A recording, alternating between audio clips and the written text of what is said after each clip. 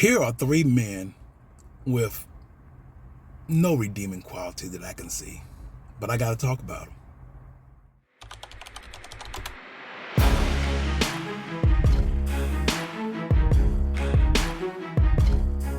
Hey, how's it going, fam? Welcome back to the channel. Now, before I talk about three of the most spineless men who ever dragged themselves in front of a microphone, I need to address what's happened over the weekend. By now, all of you have already seen or heard what that man posted on his Truth Social, depicting the Obamas as primates. Now, I'm going to give you a quick 2-minute synopsis of what happened and my feelings about it, and then we're going to move on to what the specific subject of today's video is. So basically what happened is, middle of the night, he posted a video where the last 2 seconds showed the Obamas as primates. It got a lot of reaction. The next morning, reporters asked Caroline Levitt about it. She says it was just a funny meme and we need to get over it.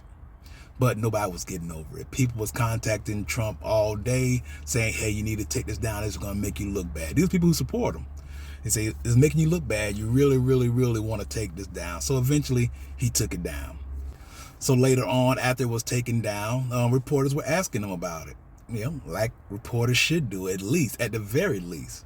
And then he responded with this. He said, yes, there was a post on Truth Social that I saw the first part of and gave it to a staffer to post on my social media account. I see thousands of things every day. I can't pay attention to everything. And so the reporters asked him, do you feel like you need to apologize for it? He says, for what? I did nothing wrong. And that's the synopsis. They're going to let that be the end of it, okay? Now, this is what I wanted to point out. On Thursday, I posted a video about my problem with the administration. Besides the cruelty and the corruption, my biggest problem with everything going on in D.C. is the lack of accountability. And you cannot write a better lack of accountability example than what I just discussed with you about the reaction to that racist post. And it was a racist post. This is not just my feelings. If anybody with a soul and a brain knows that was a racist post. So what I want to say about that is, say you believe him. Say you believe him. Say you believe he didn't see the end of the video, the racist part about it. Say you believe that he handed it to a staffer for them to post to his social media account. This is what accountability would have looked like. Last night, a staffer posted a racist meme that I had shared with them. I was not aware of it. I was not aware of what was at the end, and I should not have allowed it to happen. So I apologize to the Obamas and anyone else who was offended about it, and it will never happen again. Unquote. That's it. Now, if you were just listening to that and you were thinking, that doesn't even sound like something Trump would say, you are right. Because there is no accountability. There is no taking responsibility. There is no real, true leadership when it comes to this administration. And just like they're doing, I'm going to just have to find a way to move on from it. And we will. Now, we can talk about these three, let's say men. Let's say men. Now, these three men want to be the next senator for my district here in Texas. Now, let's go from left to right. Jellyfish number one is John Cornyn. John Cornyn is the current senator for my district here in Texas. And his claim to fame is he's voted with Donald Trump 99% of the time. Not any other health care or any kind of infrastructure bill or anything. That's what he's focusing on in all these commercials that I'm seeing, even in the middle of basketball games. Voted with Trump 99% of the time. Jellyfish number two is Wesley Hunt. Now, Wesley Hunt is the most disappointing to me, but not for the reason you might be thinking. Wesley Hunt is the most disappointing to me because he is a veteran. He's a veteran. And one thing that was driven into our skulls as veterans, as service members, that we are here to protect and defend the Constitution of the United States. And over the past 12, 13, 14 months, this individual has watched the Constitution be dismantled, torn up, sectioned off, and everything. And he is responding with a heartfelt thumbs up every time. No pushback whatsoever.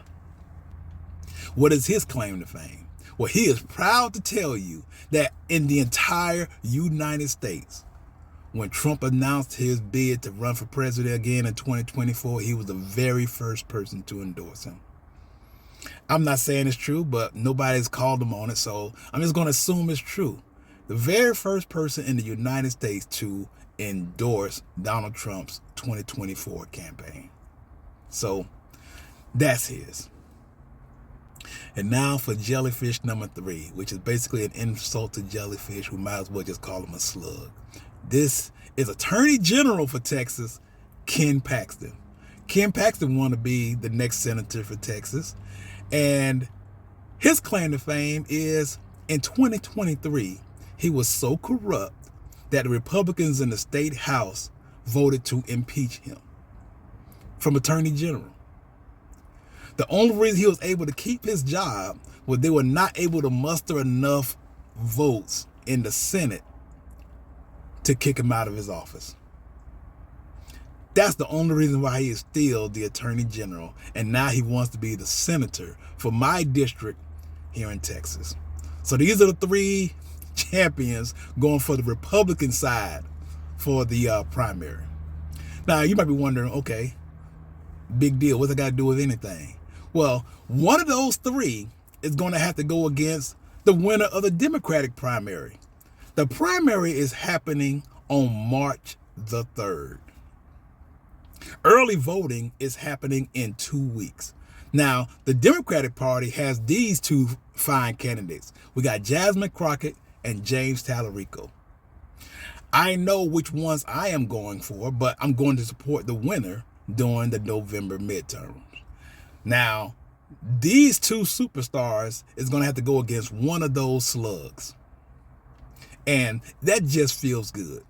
That just feels good to me. I'm excited about it. I am going to be getting involved. I'm going to be attending some events where they're going to be discussing some of the other ballot measures on these primary voting days. And that's why this should be important to you.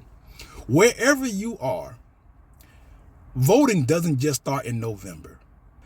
There are probably ballot measures and primaries or something, school board votes, elections, something going on near you that's going to impact you and your families and the people that you care about. Something is going on between now and November. So if you're just like sitting there waiting until November gets here, you are missing the boat.